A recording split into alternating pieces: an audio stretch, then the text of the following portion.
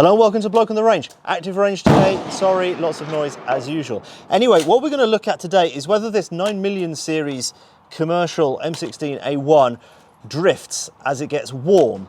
I've zeroed it a while back. I've let it cool off so that it's completely cool. And what I'm going to do is I'm going to put 30 rounds through it reasonably quickly. I'm going to watch the screen. I'm going to look at the screen. For all the people out there who say you're breaking your position, I grew up shooting single shot bolt actions. So just a little look up from the head is nothing compared to putting the butt down, opening the bolt, putting the next round in, closing it, remounting it, reforming the position, etc. So we can head off any of those comments already. This is kind of looking at something similar to what Carl did in range a while back with his SP1, which did drift a lot. He was in a position to shoot a group, mag dump, and then shoot another group. We're not on this kind of range here, so all I'm going to do is put 30 rounds through it at a reasonable clip, but not so fast as to offend anyone. So yeah, let's see how it goes. This is the Brownells Retro 4x20 carry handle sight, which on a static range I actually quite like rather a lot. On a dynamic range it's got a very narrow field of view, and full power the combination's a bit much. It's a bit difficult to find targets, is what I found with it, but we'll do a full review of it at some point, I reckon. Anyway, let's load and make ready.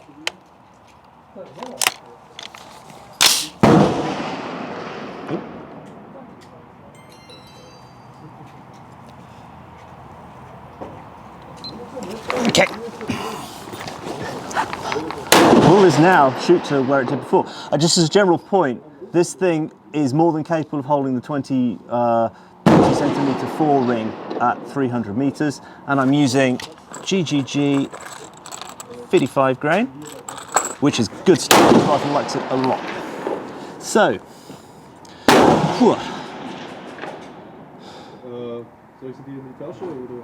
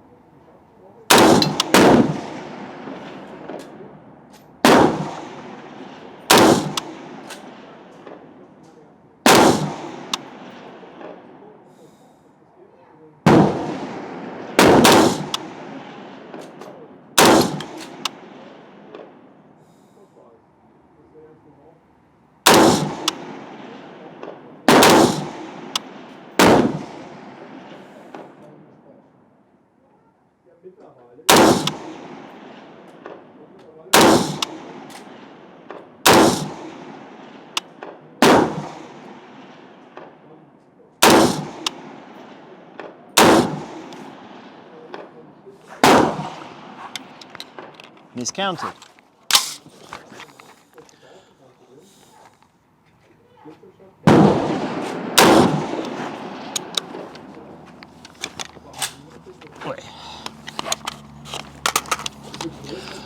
Right, so I mean, if anything, it drifted ever so slightly left, and it's really very toasty warm now. And even with the high sight line, I'm getting quite a lot of heat haze coming off, and certainly taking aimed shots.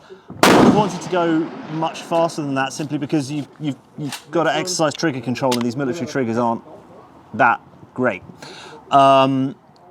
yeah, any faster and I wouldn't be shooting that well. If anything, it's drifted ever so slightly left, or my position is just ever so slightly off, because I shot it off that bag to my left before, but I started to get back cramps, so I went over to my bag. I think that we can call this, to all practical intents and purposes, more than stable enough for government work. Was there a crazy idea? The first shot dropped low, cold bore shot. That sort of thing can happen, and the rest, I think, were all on the silhouette, and mostly grouped into about a foot to mixed units. So about 30 centimeters at 300 meters or so. Quite happy with that. I mean, the more I work with this rifle, the more I like it. I like it a lot. And I can't wait to get my What Would Stoner Do when it comes, because it's kind of the design philosophy behind this, but modernized. As I mentioned earlier, shooting practical with this is a little bit tricky. I mean, on this range it's great, but what I found on a couple of trainings was, a match at a training, was that if you had to transition across and find a target, it was difficult to interpret what was going on with both eyes open, because 4 power is actually quite a lot. And yeah, the eye box is a bit short. It's set up for the American style of having your head very, very close in, which is not how I learned to shoot. But otherwise, I like it. I like it. You might have got that impression of videos that this rifle has been in. So anyway, thank you very much for watching. Thank you very much to patrons who keep the channel chugging along. And yeah, see you again next time. Bye.